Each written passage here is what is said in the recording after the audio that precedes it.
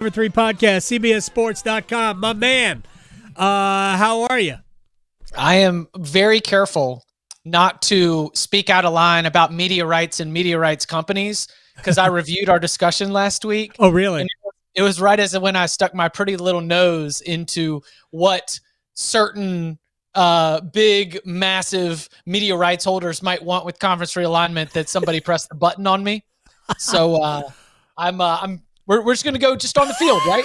Just going on the field. Well, for the most part, yes. Because I do want to ask you just to kind of revisit the idea of Stanford, Cal, and maybe SMU, because I think that there's going to be a revisiting of that particular discussion in the ACC. It might end up making financial sense, even if it makes no logistical sense. And Anson Dorrance by the way, Anson Dorrance is sort of walking back. I hope they die on the vine. It's like, well, wait. I respect them. He doesn't want to add them for basically competitive reasons. It's like because Cal and Stanford more so than Cal, are two of the powerhouses of women's soccer, and I don't think he wants to have to deal with them on a regular basis. Didn't Cal beat North Carolina women's soccer like this in the last 2 years? They lost to UCLA in the semifinals. Was it last year when they had a 2-0? Was it a 2-0 lead or a 1-0 lead late? And they allowed a couple of goals. I think it was a 2-0 lead late. And they allowed UCLA to tie it, and they won it in extra time. But look, you're talking about historically two of the best programs in women's soccer. So not that this is about women's soccer, but maybe we'll get to that if we. It's not, and that's not disrespect to women's soccer, but that is not at the heart of any of these conversations. I enjoy it. I watch it. It's like I'm never going to denigrate it. I love the beautiful game. All right, let's get to best case scenario, worst case scenario, and people are going to go. Did Goal really say that Carolina could win 11 games? I did say best case scenario. Didn't I? And in the best case scenario, there isn't anybody that Carolina can't beat outside of Clemson.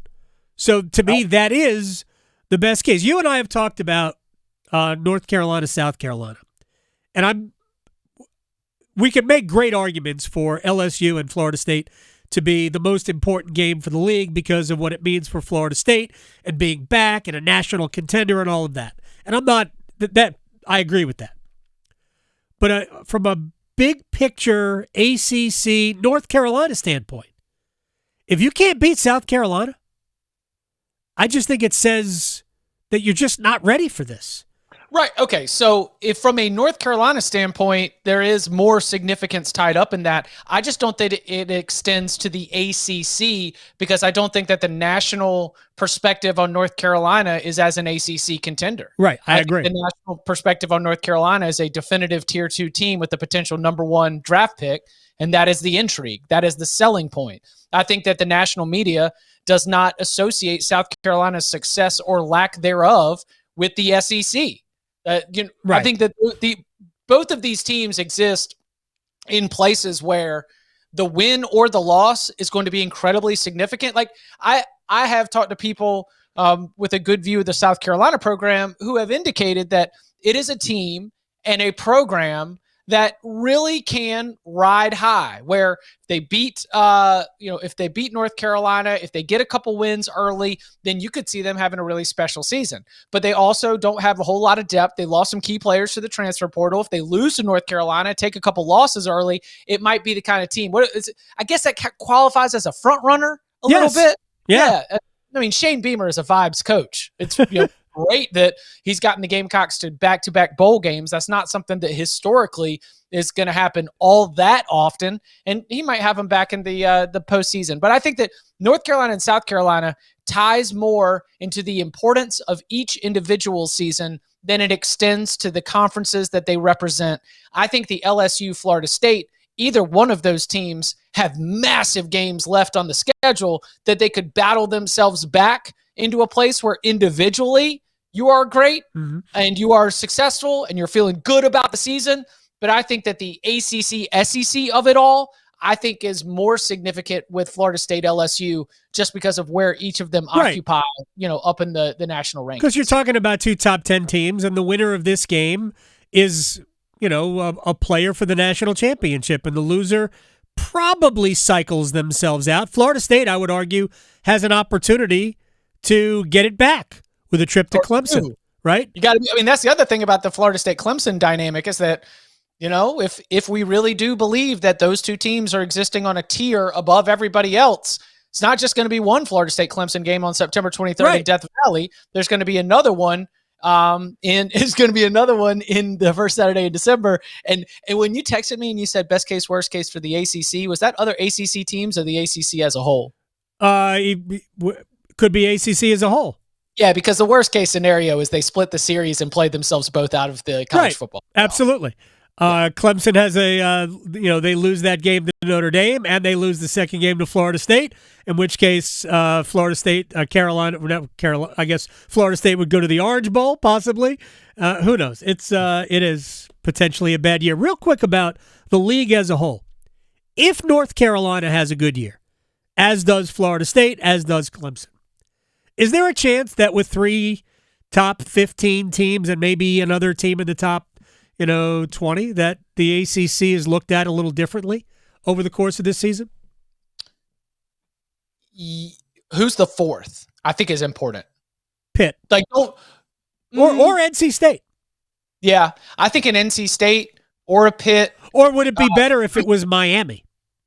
Well, it'd be way better if it was Miami, in terms of just the overall perception of it. But, right now, the Pac-12 has 5 teams in the top 20. They could have a great year. What a swan song it would be. ACC has 2. Yeah. Big 12 just has Texas at 11 and Oklahoma a little bit further down.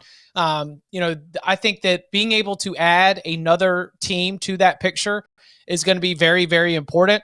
But the same way that too much emphasis is placed on bowl games for us to draw conference-wide conversations, Florida State against LSU, Clemson against Notre Dame, those spots are going to be as important data points as anything else if the conference is looked a little bit differently. And I don't think that the conference is looked at as though it is a horrendous league at this moment.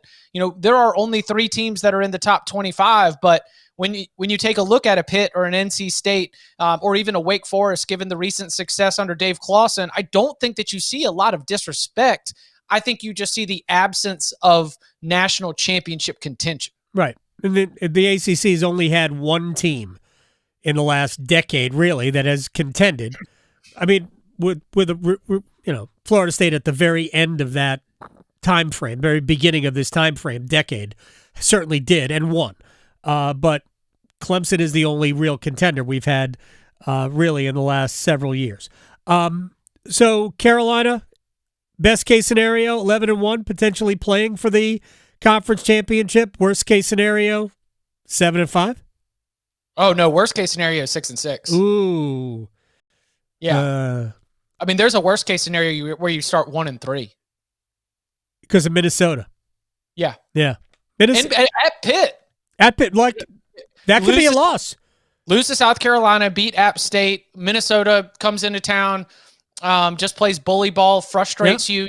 Offense never gets into a rhythm. Then you get beat twice, as they say. Can't get back off the mat. Sure, you've got that nice little it's like a Vegas residency, right? Anytime we get 3 home games in a row, I like to call it a Vegas residency. You get Syracuse, Miami, Virginia. You're probably going to pick up, a couple wins, but you're not guaranteed to get all 3. So yeah, this is a bowl team, but worst case scenario is 6-6. 11-1 to 6-6, the North Carolina football experience. Man, no offense, I think Duke's good, but if you're North Carolina, if you're going to make something out of this season, you got to win 6 in a row. Have to win 6 in a row between the beginning of October and the middle of November, and just before Thanksgiving. To the Wolfpack, what do you think their best case is? Best case, I think that this is a group that can beat Notre Dame. Ooh. I didn't even put that down as a possibility, and who's Notre Dame's quarterback? Sam Hartman. Right. And how many wins does he have in Carter Finley Stadium? All right. Because Okay. Sam Hartman has as many wins in Carter Finley Stadium as I do. Yes, you right? do. He's coming into Carter Finley Stadium, and that is a defense that is going to be ready. And that is a Notre Dame passing attack that, don't tell any of the Notre Dame fans around here. Yeah. Wake has better wide receivers. Wake's always got good wide receivers. It's one of the amazing things. Yeah. Pass catchers that they are getting going to Notre Dame, but much better offensive line. Much better. And they'll run the ball tremendously well. Right. Clemson's a loss. Like, I mean, you can tell me 10-2. Yeah, I mean that's what I have. I have best case scenario 10-2, worst case scenario 6-6. Yeah, the triangle football experience. And Let's go. And I actually think the biggest factor for NC State is what will Dave Doran allow them to be offensively? Is he going to put a governor? Is he going to put restrictor plates on NC State's offense and let his defense do the heavy lifting? Or is he going to let him go and just say, you know what? We'll let our defense pick up the pieces if we have to. Because I think that mindset can allow NC State to be better. Do you remember when Matt Canada was the offensive coordinator at LSU? He, obviously, the NC State experience, then he went to Pitt.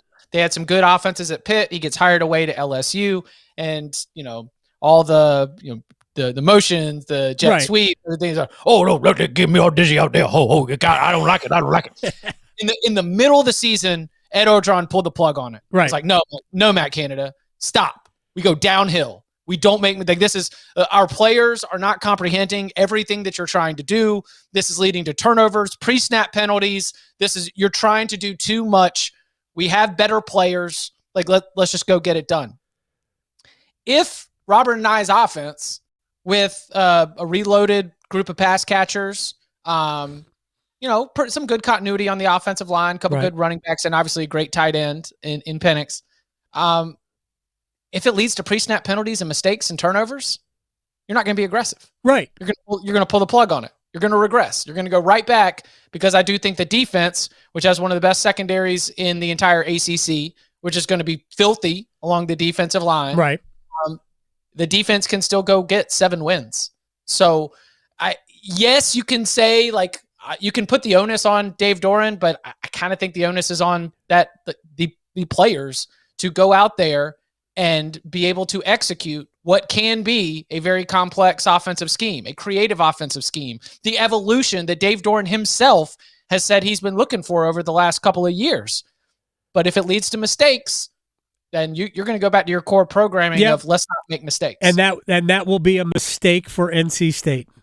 Brennan Armstrong throws more interceptions than Devin Leary. Don't take for granted the way that Devin Leary. I love Devin Leary. I loved Devin Leary. I really think it's about mindset. Let it go. Deal with it if it goes bad, but let it go. I think they'll be better in the long run for it because I just don't. There's not many ingredients to a chicken parm, but no one said a chicken parm is bad.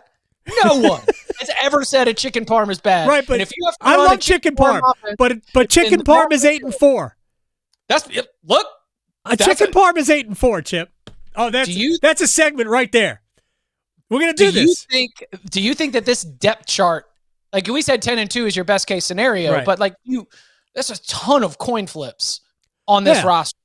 Yeah. And when you look at the ups and downs and the years where you're supposed to go for it, like this is when we've got all of this returning production. This is when we've got multiple players that we think are going to be, at the NFL draft caliber. Like I just don't think that I'm not sure that this is a group that is all primed to say that this is, a capital T the year type spot. Right. So chicken parm 8-4 is just fine. It is just fine. It is just fine. And I would order chicken parm a lot. Winning football. You got to go play winning football. Sometimes I like, lobster fra diavolo. A little spicier. Just a little spicier. I'm okay with that. Best case scenario for the Duke Blue Devils. 7-5, 8-4. Oh, I think their best case scenario is better than that. I know the schedule's hard, but I think their best case scenario is potentially 9 wins. I give them a chance on opening night. I know most people don't, but game 1, I give them a chance. I think that much of Riley Leonard. I think that much of the offensive line. I think they're good. I think they're good on both lines. That's tough. That's real tough. It is tough. How about beating Clemson but then losing to Lafayette? That ain't happening. That 100% is happening. Not under the thing that is so impressive about that first year is just how many players were there and just needed to be put in the right positions to succeed. Right. And I think that most of those players from last year's success are back, but it is undeniable how much of a jump you have from playing teams that, according to their power rating, would be middling G5 teams and playing teams that are at the top of the conference. Right. Clemson. The bottom of the ACC Coastal last year would show up in the Sun Belt and go 7-5. Well, it's arguable that Duke will play the best 5 teams in the league, not named Duke, right? Clemson, Florida State, Louisville, North Carolina, Pittsburgh. And 3 of those teams are on the road. Yeah, and let's also see that you're going to throw a Thursday night against Wake into the mix as well. Yeah, you play State too. Yeah, it's a very difficult. And they do have to play Notre Dame. So, like I said, best case scenario. Worst case, I think they could win 4 games. Yes, correct. Yeah, they are going to be a 4 to 5 win team. Like they have a high floor but a low ceiling, in my opinion. Are they a bowl team? Yes. Okay. Will they make a bowl game? You could be a bowl team and not make a bowl game, not have 6 wins, right, or be bowl eligible. I think 5 and 7. 5 and 7 will get Duke into a bowl game. APR. Yeah, let's go. Let's go 5 and 7 with a good APR score. Wake Forest, best case. Losing Donovan Green hurts. Yes. Man. It does. Disappointing situation. I see the best case is 8-4 here. Me too. We've had a couple injuries on the defensive side as well, and I believe that Mitch Griffiths will be successful, but it's hard for me to get to 10 wins and ACC title contention, which, by the way, is the Wake Forest ceiling under Dave Doran, is winning double-digit games and being in the mix to play for the ACC championship. Yep. I just don't see this as being a ceiling of the program type season. Yeah, I think they could go 8-4. I think they could the worst 5 and 7. They have the fewest number of games that I am unsure of, one way or the other. I only see like 3 swing games for Wake Forest on their schedule. All right, one more thing before I let Chip Patterson go, who joins us every Wednesday. I know you've thought about it. I have thought about it a ton. I'm obsessing over it because we are a month away from it. Oh man. Yes. So we know our first 6: Scotty Scheffler, Wyndham Clark, Patrick Cantlay, Brian Koepka, Max Homa, Xander Schauffele. Who are your next 6? Who are your captain's choices for Zach Johnson? They are not in order. Okay. But it's going to help me fill it out. Sure. Brooks, JT, Spieth. Yes. In that order for me. Actually, Brooks, Spieth, JT, but in that order for me, yes. And then I am not in the you have to take Lucas Glover. Oh gosh, no. Yeah. You don't have to take. No, I would not take Lucas Glover. It's not even a don't have to take. I would not take Lucas Glover. Is Ricky Fowler a yes? Ricky Fowler's a yes. Colin Morikawa's a yes. Okay, so now we've got one spot. Sam Burns. Burns would be my pick, but if I'm closing my eyes and saying, who do I want to get on that plane? It's Dustin Johnson. And I don't care if he hadn't played well in a month and a half on LIV. I'm going to roll out to Rome with that group, with Dustin Johnson on the plane, and they love Dustin. Colin Morikawa said it last year. I missed him at the President's Cup. We missed Dustin. that would be my group. No offense to Sam Burns, but he would be the guy I leave home. I was coming down to, and I like Sam Burns. I was coming down to a Sam Burns, Cam Young thought. Yep. But I'll go Sam Burns. Okay, that's fair. And I would accept that. He can easily leave DJ home because he hasn't really played all that well, and he didn't play all that well in the majors. He flashed a little bit, but ultimately didn't play well in the majors. But I'd put him on the plane. Yeah, I faded Young because I feel like Young's floor and ceiling are so far apart. Yeah, I mean, he's just been okay this year. Not good. He's just been okay this year. He has not been great. He was much better a year ago. All right, Chip. We'll talk again next week. Sounds good. Y'all be well. You got it.